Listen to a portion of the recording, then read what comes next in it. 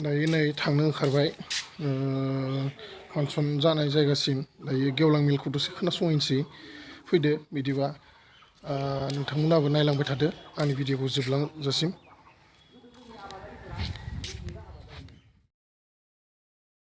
हरबाय आं बिसोरखौ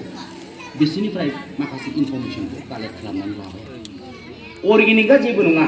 लास्टआव माखासे खोथाखौ गावनो स्टाडि खालामबाय स्टाडि खालामनानै मोनबाय मा आङो अर्गेनिक आबादा बेनो जे जोंनियाव जायखिजाया बिलाइआ जे सेवबानो हासार जायो बयबो मिथियो जोङो दंफां बिलाइआ सेवबानो हासार जायो गय बिलाइ गांसेया सेवबा हासार जायो बेखौ जोङो खम समनि गेजेराव फेसेवनानै जोङो आबादखौ बोरै मावनांगौ खम समनि गेजेराव फेसेवनानै बेफोर आदबखौ आङो सोलोंजोबनानै लाबाय गोरान हासार बनायनाय गिसि हासार बनायनाय जोङो थाइसेबो फैसा गारनाङा जिर' बाजेटआवनो जोङो गावनो मोजां हासार बनायनो हायो जों थांना थानोबा जोंनो मोजां खायद' नांगोन मोजां बार नांगोन मोजां दै नांगोन जोंनो अब्लासो जोङो मोजां हेल्थि लाइफ जोङो थांनानै थागोन मालायखौबो मोजां खायद' जाहोनांगौ गावबो मोजां खायद' जानांगौ आरो गोलाव समहै मोजां हेपि लाइफ जों थांनानै थानांगौ सारा पृथिबियानो दिनै मोजां खायद'नि अभाब सारा बुहुमानो जि जायगाफोराव बर'फोर दोङो जि जायगाफोराव ट्राइबेलफोर थायो बेफोर जायगायावल'सो मोजां खायद'आ दोङो दिनै रुना जानाय मेना जानाय सावना जानाय सोरांना जानाय बे जोंनि खायद'फ्रासो बिराद मोजां खायद' जों दिनै बेफोर खायद'खौ जोङो बे मालायनो होनो लाजियो जोङो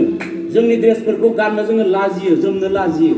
बेफोर जोंनिया खोब उइक पइन्ट दङ जोंनाव ड्रबेक दङ जोंनि मोनफ्रोमबो खायद'खौनो जोङो मोनफ्रोमबो माने जोंनि ट्रेडिसनेल जाथों जोंनि खायद'फोरानो जाथों जोङो बेफोरखौ प्रमट खालामलांनांगोन दिनै सोरबा सरकार सोलायबानो जोंनि थासारिफोरा सोलायगोन जोङो इक'नमिकेलि सोलायगोन बिदि नङा जोङो मोनफ्रोमबो आबादखौ मावनायजों लोगोसे जोङो गावखौनो जोङो स्पेशलाइज खालामना लानो हानांगोन जोंनियाव बर'फोरनियाव बिगासे बिगानैबाबो हा दङ दोङो ना गैया बिगासे बिगानैबाबो हा दङ बिगासे हा दङबा जोङो बिगासे हायाव जोङो सिस्टेमेटिकेलि गायनांगौ सिस्टेमेटिकेलि आबाद मावनांगौ अकल साहा गायनांगौ आं जे साहा खेथि मावो जे बयबो साहा गायनांगौ बे खोथा नङा जि आबादखौ मावो बेखौ साजायनानै मावनांगौ जोङो बोरि हा जुदि दङब्ला बिगासेसो दङबा बेफोर हायाव जोङो गय 250 दाल गायनो हायो 250 दाल गयाव जोङो लोगोसे जोङो ब्लेक पाइपार जायखौ बुंदों गलमरिचा ओरैबायदि मोजां मार्केट दङ बाहेराव गलमरिच सेरसेखौ 1000सेआव फाननो हायो सारा पृथिबियानो इक'नमिक वार सारा बुहुमानो फैसानिसो दावहा जायहा फैसा दङ बेखौनो सिनायो फैसा गैयाबा दिनैनि दिनाव जेबो खामानि गैया इक'नमिक वार सोलिदों सारा बुहुमाव जोङो फैसानि बोलो जानोबा जोंनियाव मोननाय मोनफ्रोमबो खायद'खौनो जोङो साजायनानै जोङो मार्केटाव प्रमट खालामनांगोन बाजाराव दैथायहरनो रोंनांगोन जोङो domestic market national market global market जोङो खाथिनि बजार गोजाननि बजार सारा बिश्वनि बजारफोरखौ जोङो बेफोरखौ नायनानै जोङो स्टाडि खालामनानै मार्केटखौ प्रमट खालामनांगोन आरो जायफोरा इउथ यंगस्टार जायफोरा फरायफुबाय थादों बिसोरो आर्निं आरो लार्निं लाइफआव थांनांगौ सोलोंलांबायबो थानांगौ खामायलांबायबो थानांगौ मार्केटिंआ बिराद इम्परटेन्ट पार्ट बिमाया होबासो फरायगोन बिफाया होबासो लेखा फरायगोन बिमाया होबासो लेखा फरायगोन बिमा बिफाया होबासो जागोन बिमा बिफा गनायना होबासो गनायना होनाय न'आवसो थागोन बे कनसेप्टखौ गावनि माइन्डनिफ्राय गारनांगौ जोङो आं गावनि लाइफआव गावनो दाना लागोन गावनो मावगोन गावनो खामायगोन बे कनसेप्टखौ माइन्डआव सोना लानांगौ सोलोंथाइ गोरों मानसिफोरनियाव खाथियाव थांनानै माखासे स्किल पार्सनफोरनि खाथियाव थांनानै माखासे इनफरमेशनफोरखौ कालेक्ट खालामनानै लानांगौ जोंनियाव माखासे पटेनशियेलफोर दङ जोंनियाव बाहेराव दैथायहरनाय माखासे प्रडाक्टफोरा जाबाय हालदैखौ दैथायहरनो हायो जों बाहेराव एक्सपर्ट खालामनो हायो हाइजेंखौ हायो हालदै सेरसेनि दामा मिनिमाम 1600 टाका मोनो जोङो हालदै सेरसेयाव बाहेराव एक्सपर्ट खालामनो हायोबा बिदेशाव फाननो हायो जोङो हाइजें फानहरनो हायो हाइजेंआबो 1400 गाहाम पार किल' अमा बेदरा 1600 टाका किल' 1600-1700 टाका किल' जोङो ब्लेक पाइपार बे गलमरिचखौ हायो हनीबी हायो आंथ' साहापातखौ लास्ट 17 इयारनिफ्राय एक्सपर्ट खालामो आंहा फिसा मोनसे साहानि फेक्ट्रि दङ आं गावनो साहाखौ बनायनानै दिनै आंनि प्रडाक्टखौ आङो जार्मानि USA केनाडा फ्रान्स पृथिबीनि 10निफ्राय 15थासो कान्ट्रियाव एक्सपर्ट खालामो स्मल क्वान्टिटि फिसा क्वान्टिटिहै आं एक्सपर्ट खालामो बर'नि गेजेरावनो फार्स्ट टाइम आंनो एक्सपर्ट खालामजेननायमोन बिदेशाव स' आं सानो जोंनि मोनफ्रोमबो खायद'खौनो जोङो बाहेरायाव एक्सपर्ट खालामनांगौ अब्लासो जों इक'नमिकेलि साउन्ड जागोन दिनैसिम सरकारनिफ्राय जेबो कन्ट्रिबिउसन मोनाखै आं सरकारा आंखौ जेबो हेल्प खालामाखै थेवब्लाबो आङो साइलेन्टलि गावनो सारभाइभ जानानै गावनि चेलेन्जिंजोंनो आङो लासै लासै मावलांबाय खस्थ' मोनबा जों सानो जे जोङो बिराद खस्थ' मोन्दों आंनि लाइफआ बिराद दुखु गोनां आंबो सानोमोन जेब्ला आं बाहेरायाव थादोंमोन 13 बोसोर गावनि लाइफआव सानोमोन आं बायदि दुखुथिया मानसि रावबो गैया होननानै गावनो दुखु खालामबाय थायोमोन आं मानसिफ्रा खस्थ' मोनबाला सानबाय थायो दुखु खालामबाय थायो नार्भास मोनसे फिल जायो खिन्थु खस्थ' मोननाय माने इसोरा नोंखौ फोरोंनाय खस्थ' होनाय माने इसोरा नोंखौ फोरोंलांबाय थानाय दिनै आं अनुभव खालामो जेब्ला आङो बाहेरायाव खामानि मावदोंमोन खस्थ' मोनदोंमोन बेफोर गियानखौ आं दिनै सानो इसोरा आंनो मोनफ्रोमबो जायगानिफ्राय गियानसो होबाय थादों दिनै बेफोर गियानखौनो लानानै आं हारसिंनो साइलेन्ट जानानै खामानि मावलांगासिनो दङ स' जोंनि मोनफ्रोमबो प्रडाक्टखौनो जोङो स्टाडि खालामनांगोन आरो मोननै मोनथाम जोङो बेले बेसे सानना लाखोनो मोनसेखौनो जों स्पेशलाइज जानानै खामानि मावनांगौ जिखौ मावदों बेखौनो गोदोर मावनांगौ दाउ फियोबा मासे मानै फिनदा दाउखौ मिनिमाम 1000 था 500 था 100 था गाहाम फिखानांगौ 200 था जि हायो नों 10थानिफ्राय जागायनानै बा जि हायो नोङो मोनसेखौनो कनसेन्ट्रेट खालामनानै जोङो मोनसेनि सायावनो खामानि मावनांगौ अब्लानिया मा जायो नों बिनि सायाव स्पेशलाइज जायो आरो जोंनि गेजेराव सानै मानसि दङ सरकारा एपइन्टमेन्ट खालामनाय सासेया जाबाय फिसारि डिपार्टमेन्ट साइन्टिस्ट सासेया जाबाय एग्रिकालचार डिपार्टमेन्ट साइन्टिस्ट सानै मानसि गभर्नमेन्टआ एपइन्टमेन्ट होनाय थायो जोंनि गेजेराव सोंना लाबानो जाबाय गभर्नमेन्टआव जे एग्रिकालचार डिपार्टमेन्टआव इनफरमेसन लाबा गम मोनगोन जोंनि गेजेराव फिसारि डिपार्टमेन्ट साइन्टिस्ट आरो एग्रिकालचार डिपार्टमेन्ट साइन्टिस्ट जेब्ला दाउ फिगोन न'आव दाउआ माबा मोनसे बेराम जायोब्ला बे दाउखौ माबायदि ट्रिटमेन्ट खालामनांगौ जोङो बे भेटेरिनारि डक्टरा फैनानै गासै ट्रिटमेन्टखौ खालामो आरो फियोबा जोङो लार्ज स्केलाव फिनांगौ माखासे अमा फियोबाबो जोङो 10टा 20टा गाहाम फिनांगौ दाउ फियोबाबो ना फियोबाबो मोनसेखौनो जों जेब्ला गोदोरै मावगोन टिल दा मार्केटिंहालागै अब्लानिया जोङो इक'नमिकेलि साउन्ड जागोन जों गोरों बयबो जोङो दाउ फिनो रोङो अमा फिनो रोङो जोङो आबाद मावनायावबो जों बिराद गोरों न' लुनायावबो गोरों जों मायाव रोङा ओरैबायदि मोनसे आर्ट दङ जोंनियाव ट्राइबेलफोरनियाव गाव जोमनाय ड्रेसफोरखौनो लानानै जोङो गाननाय जोमनाय गासैखौबो जोंहा कालचार दङ मोनफ्रोमखौबो जों साजायना लानो हायो खिन्थु जोंनि उइक पइन्टआ जाबाय मा मार्केटिं इक'नमिकेलि चेलेन्जिं फैसानिसो दुर्बल जोङो बाखि जेनिबो दुर्बल नङा स' फैसाखौ जों बनायनोब्ला जोङो जोंनियाव मोननाय मोनफ्रोमबो प्रडाक्टखौनो जोङो लार्ज स्केलाव आरो हायार टेक्न'लजियाव खामानि मावो अब्लासो जों साक्सेस जागोन जोङो गियानखौ रानलायनानै खामानि मावनांगोन जे बेखौ मार्केटआव माबायदि दैथायहरनांगौ जोङो न'आव थानानैनो खामानि मावनो हायो कनफिउज जाबाय थायो जोङो मा मावनो बहा थांना मावहैनो स्पेशलिस्ट फर द लेडिज आइजोफ्रा न'आव थानानै खामानि मावनो हायो जों माखासे आचार बानायनो हायो लकेलावनो जोङो फानलु आचार बानायनो हायो ना गोराननि आचार बानायनो हायो औवा मेवाइ फोराननो हायो नारजि पेकेजिं खालामनो हायो जोङो औवा मेवाइखौ ड्राइ खालामनो हायो मोनफ्रोम बुस्थुखौनो जोंनियाव उइकआ मा जों बेखौ बटलिं खालामनानै ब्रेन्ड मोनसे बनायनानै जोङो माबायदि डेभेलप खालामनांगौ बेखिनि नलेजआल'सो गैया जों रोंखाजोबो जोंनि मानसिफ्रा साफ्रोमबो रोंखाजोबो बेखिनिखौ खालामनो हायोना हाया आसारफोरखौ बनायनो फोराननो रोङोना रोङा जोंनि मानसिफ्रा ड्राइ खालामनो हाजोबो बयबो स' बेखौ जोङो पेकेज नागालेण्डआव थाङोब्ला मा जायो बे हाजो जिं जिंफोराव औवानि बे थोरिनि न' फिसा फिसा लुनानै लामा जिं जिंफोराव थाङो आसार बथलसेया बेसेबां 400 थाखा 500 थाखा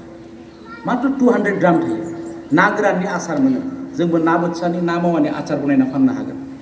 बे आपार आसामफ्राव माबायाव अरुणाचलफोराव आङो माबायाव नागालेण्डआव मोनसे प्रजेक्ट मावदों बे लामा जिं जिं नानि आसार मोनो बिसोरो जोंबो खालामनो हायो जोङो दैज्लाङाव नाखौ माइ गोरलै देरहांबा बा माइ हाबाला जोङो ना मोनो बेफोर नाखौ जोङो जाजोबनानै लायो जोङो जाख'लायनो हायो माने जों ना खांख्राइ मोनो जों बेफोरखौ जुदि सिस्टेमेटिकलि प्रिजार्भ खालामनानै जोङो बेखौ जोङो जुदि मार्केटआव दैथायहरोबा बेफोरनिफ्राय माखासे इक'नमिकेलि जों साउन्ड खालामनो हायो आरो माखासे ड्राइ प्रडाक्टखौ जोङो पेकेजिं खालामजोबनानै फाननांगौ कमार्शियेलाइज जाजोबनांगौ मोनफ्रोमबो बुस्थुखौ जों फाननांगौ न'आव थानानै जोङो लासै माबाफोर जुदि नलेज नांगौबा आइडिया नांगौबा डिमाकुसियाव फैनानै बा आंनि कन्टेक्ट नम्बरखौ लानानै आंनो सोंहरनो हागोन उनाव लासै दिनैथ' जोङो फोरबोनि जुगिदि ज'है लोगो मोनबाय बे खोथाया आलादा सोरबा जुदि इन्टारेस्टेड सेंग्रा सिख्लाफ्रा इयुथफ्रा बा सोरबा जुदि पार्सनेलि इन्टारेस्टेड दङब्ला फैनानै अर्गेनिक आबाद मावनायनि सोमोन्दैबो सोलोंनो हागोन मार्केटिंनि सोलोंनो हागोन सानसे साननैयाव सोलोंनाय नङा दिनै जोङो मावबाय थाबासो आइडियाखौ मोनलांबाय थायो मोनफ्रोमबो आइडियाखौ दिनै आङो साहा फानो ग्रिन टि फानो ब्लेक टि फानो हानि बि फानो आङो गावनो हानि बक्स दङ आंनाव ब्लेक पाइपार फानो आङो बे गलमरिसखौ कार्डामाम फानो माइरं फानो आङो ब्लेक राइस रेड राइस बाको माइरं फानो आं खामति फानो चुंचुं राइस मोनसे दङ भुटानाव जायो आबादा बेफोर माइरंखौ आङो बाहेरायाव एक्सपर्ट खालामो जोसाबो एक्सपर्ट खालामो आं स' बेफोरखौ मावनो थाखाय जि डकुमेन्ट्स नांगौ जि लेखा नांगौ बेफोर लेखाखौबो आङो बोरै बनायनांगौ बेफोरनिबो आइडिया नलेज होगोन आङो स' बेजोंनो लोगोसे आङो आंनि जायगायावनो आंनि हायावनो जि जायगायाव आं थायोमोन बे जायगायाव मानसियानो थाङामोन मैदेर बाहा जेराव मैदेर थाग्रा बे जायगायावसो थाहैयोमोन आङो 6 मास गाहाम न'आव फैयामोन आङो फैखांनायनि उनावबो हाग्राबारियाव दंफाङाव न' बनायनानै थायोमोन आङो हारसिं गाव थानो होननानै दंफाङाव न' लुदोंमोन आङो आंनि न'खौ आं थानायखौ नायहैनानै मानसिफ्रा दिनै हाजार थांनाय जाबाय बेखौ टुरिजिमाव कनभार्ट खालामबाय आङो बेजों लोगोसे टेनजिं बड'सा ट्री हाउस क्लिक खालामबा गुगोलाव मोनगोन नायनो हागोन मालाबा बेरायहैनोबो हागोन बेखौनो आङो लोगोसे टुरिजिमाव दिनै कनभार्ट खालामनानै आंनाव दिनै दैलि भिजिटारा 200निफ्राय 300 मानसि भिजिट खालामो रेस्टुरेन्ट दोङो हर्स राइडिं दोङो माउन्टेन ट्रेकिं खालामनो हायो अर्गेनिक एक्सपिरियेन्स लानो हायो माखासे एक्टिभिटिस दोङो बेयाव स' आंनि गावनो साननानै आङो मोनसेनिफ्राय मोनसे मावलांबाय थादों आरो ज' जानानै जों खामानि मावबा आरो बांसिन मावबावनो हागोन स' जोङो सानसे साननैयाव सोलोंनाय बा गियाना सासे सानैनिफ्राय सोलोंनाय नङा जों जेमान मावलांबाय थागोन जोङो एमाननो जोङो रोंलांबाय थागोन स'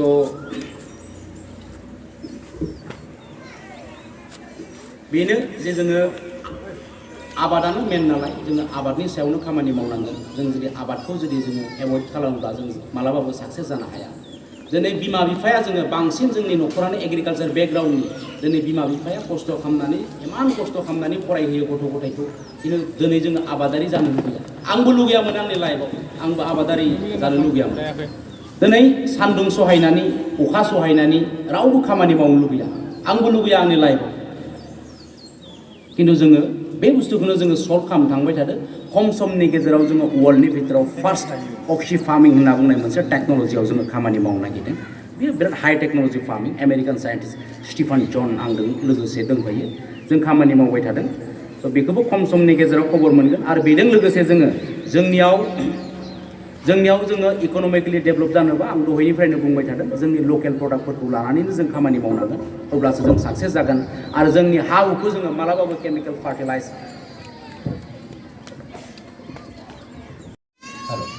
हेल' जोंनि हा हुखौ जोङो मालाबाबो हेल' स' जोङो जोंनि हा हुखौ जोङो मालाबाबो केमिकेल फार्टिलाइजार पेस्टिसाइड बाहायनाङा हयथ' आं सानो नोंसोरनियाव दासिमबो बांद्राय बाहायाखै दिनै हा गैयाबा जोङो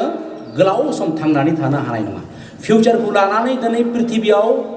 प्रिथिबियाव जोङो गोलाव सम थांना थानोबा जोङो जोंनि हा हुखौ बासायनांगोन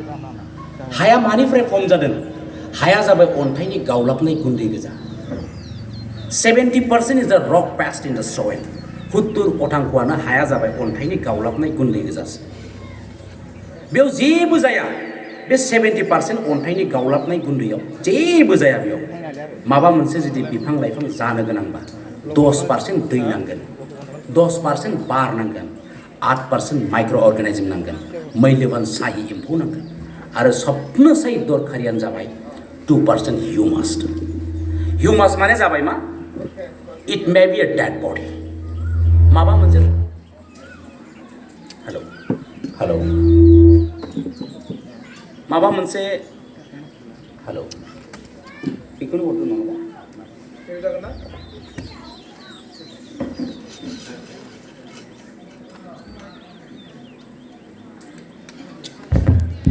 लानांगोन जोंथ' आबादखौ मावलांबाय थादों मा जाहोनाव प्रत्येक बोसोरावनो जे जोंनि फसलफ्रा जे खमायलांबाय थादों गोदो आबौ आबैया माइ गायोब्ला 30 मन 40 मन मोनोमोन जोङो दिनै खमायै दिनै 10 मनाव फैबाय 8 मनाव फैबाय खायसे हायावथ' मनबाबो जाला बे जायनि कारना मा जोंनि आबादारिफोरा गोदाव सोराव महा थांगोन सोरनियाव सोंगोन जोंखौ सोर फोरोंगोन मा खालामगोन मा थागोन खाथियाव हासारनि दखान दङब्ला बे खाथियाव थांनानै बेयावनो सोलोंहैदों बिनिफ्रायनो माखासे केमिकेल फार्टिलाइजार आरो पेस्टिसाइड बायना लाबोनानै जोङो गोदाव सोराव सारलाबायदों दिनै खेथियकफोरा खेतिनि गियान लानो थाखाय मोजां ट्रेनिं सेन्टार गैया जेराव जों गावखौनो ट्रेन आप खालामनो हायो जों गोरों जानो हायो जों गोरों जानो थाखाय सेन्टार गैया जों गोदाव सोराव दिनैबो स' जोङो हानि सोमोन्दै मिथिनांगोन मोजां सासे आबादारि जानोबा जोङो हायानो सबनिफ्राय इम्पर्टेन्ट दहाय जे बुंलांदों आं पृथिबिनि हायानो जे अन्थाइनि गावलाबनाय गुन्दै गोजासो 70%आनो रक पेस्ट इन द सयल बेयाव 10% दै 10% बार 8% माइक्र' अर्गानिजम्स 2% हिउमास माने जाबाय मा इसोरा सृष्टि खालामनाय मोनफ्रोमबो बुस्थुआनो सेवनाया 2% थानांगोन बे सेवनायफोरा it may be a dead body माबा मोनसे गोथैबो जानो हागौ बियो बिलाइ सेवनाय दालाइ सेवनाय बे सेवनायफोरा हानि बे आधा फुट 1 फुट लेयाराव माखासे साहिफोरा आधा फुट 1 फुट लेयारावसो थायो मालाबाबो हाखौ जोङो हाग्रा थैनाय मुलि सारनाङा जोङो बेखौ अर लगायना होनाङा अर लगायबाबो जोङो बहुत साबधानै अर लगायनांगौ बे हानि आधा फुट 1 फुट लेयाराव बे माइक्र' अर्गानिजम माखासे साहिफोर थायो जायखौ बुङो जोङो white bacteria green bacteria red bacteria yellow bacteria माखासे साहिफोर थायो बिबारफोरा जे गुफुर जायो गोजा जायो गोथां जायो बेखौ माखासे साहिफोरासो प्रभाइड खालामो जायखौ बुङो इन्डिजिनियास माइक्र' अर्गानिजम्स जोंदि आबाद मोनबाय थायो जोङो जे फसल मोनबाय थायो जोंनो फसलखौ सोर होदों जोंनो माखासे साहिफोरासो होयो फसलखौ जोंनि माइ आबादाव जे प्रत्येक बोसोरावनो जे खमायलांबाय थादों फसला जे जोंनियाव खमायलांबाय थादों जोंनियाव माखासे हा सिङाव थानाय साहिफोरा जोंनियाव खमायलांबाय थादों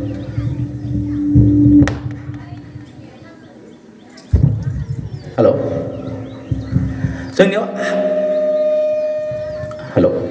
जोंनियाव हा सिङाव माखासे साहिफोर थायो बे साहिफोरा जोंनियाव खमायलांबाय थादों बे साहिफोरासो मा खालामो सिंनि हाखौ सायाव सानिखौ सिङाव हाखौ गुरै खालामो फ्रु खालामो हर सान जोंथ' मेंबा जिरायो एम्फौ साहिफोरा मालाबाबो जिरायनो रोङा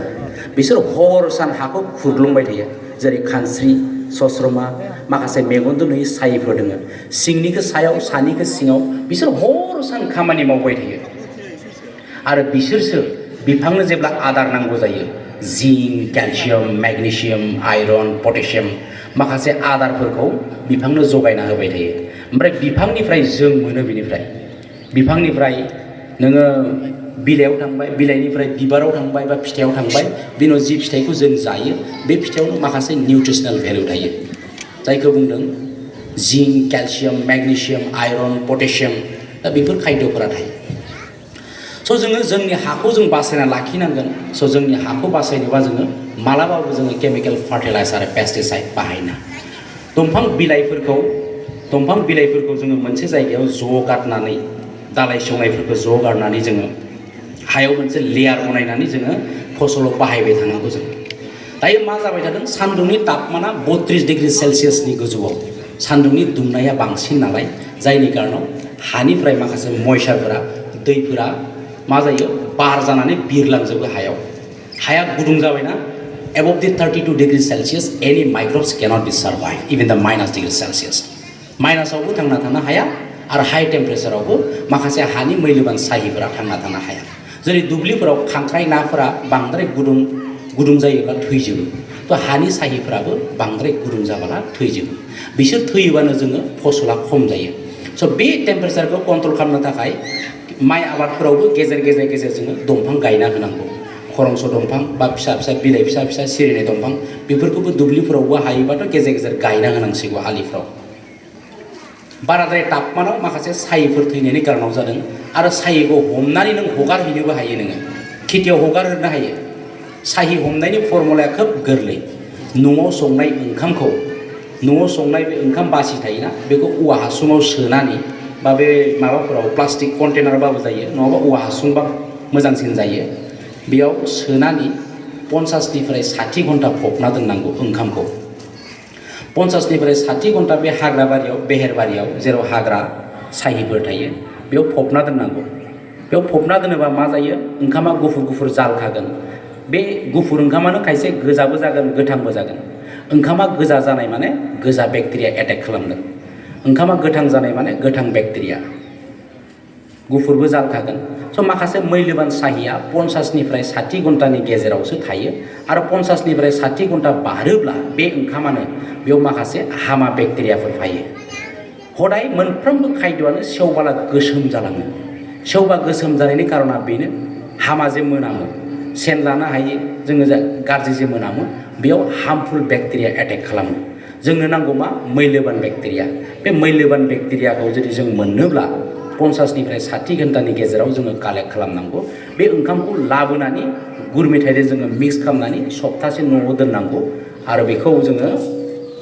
दुब्लिबारिफोराव 1 लिटार दैयाव सामसनि सामसथाम होनानै जोङो दुब्लियाव गारना होयोब्ला बे साहिफोरानो बे बिफांनो नांगौखिनि आदारखौ जगायना होगोन जिंक केलसियाम माखासे निउट्रिसनेल भेलु थायो बेखौ इउटिउब मबाइलावबो नायनो हायो इउटिउबाव मोनगोन IMO टेनजिं बड'सा होननानै बुयोब्ला आंनिनो मोनसे इउटिउबाव बिनि हासार बनायनाय फर्मुलाखौ नायनो हागोन स' बिदिनो माखासे हासार बनायनाय फर्मुला दङ जोङो गोरान हासार गिसि हासार दा बेफोरखौ सोलोंना लायोबा जोङो आबादखौ मोजां हेल्थि प्रडाक्ट जोङो उत्पादन खालामनानै मोजाङै जोङो कमार्शियेल खालामनो हागोन स' जोङो मोजां प्रडाक्ट उत्पादन खालामब्लासो जोङो मोजां दाम मोनगोन जों दिनै जोंनि जायगाफोरावल'सो जोङो माखासे मोजां स्पेस दङ जोंनियाव मोजां हा दङ मोजां जायगा दङ जोङो मोनफ्रोमबो हाखौनो जोङो थुख्रासे हा जों ओरैनो दोननाङा जों गय गायनो हायो जों फिसा फिसा मिस्टेक खालामलांबाय थायो माखासे बिधान दोननायाव मिस्टेक खालामो जोङो बिधान दोनो जोङो सिड सेभिं हाउस गैया जोंनियाव स' बिधानफोरखौ मोजां दोनैयावबो जोङो फसलखौ जोङो मोजां मोननो हाया स' जेरै गय जोङो गय गायनो हायो खिन्थु गयनि थाखाय जोङो स्टाडि खालामा जेब्ला गयखौ स्टाडि खालामबाय आङो फार्स्ट फैबाथ' बोसोरावनो 10 दाल 15 दाल गाहाम बायो मा गय खेथि खालामलै होननानै आङो गय गायाखै आङो लास्टआवथ' नुबाय आङो गयआवथ' गय फाननानैथ' मानसिफ्रा बिराद फैसा मोन्दों माथोलै नेपालिफोरा आंबो सानबाय गयखौ स्टाडि खालामाबा आङो जेबो खामानिखौनो मावा आङो जेब्ला गयखौ स्टाडि खालामनानै नायबाय आङो जि गयखौ गोजौ थकनिफ्राय बिधानखौ दोननानै गायो बे हल लाइफ थकसेल'सो थायो बेदा होननानै बुङोना गोजौ बेदानिफ्राय जुदि बिधानखौ लायोब्ला बे हल लाइफ थकसेल'सो थायगोन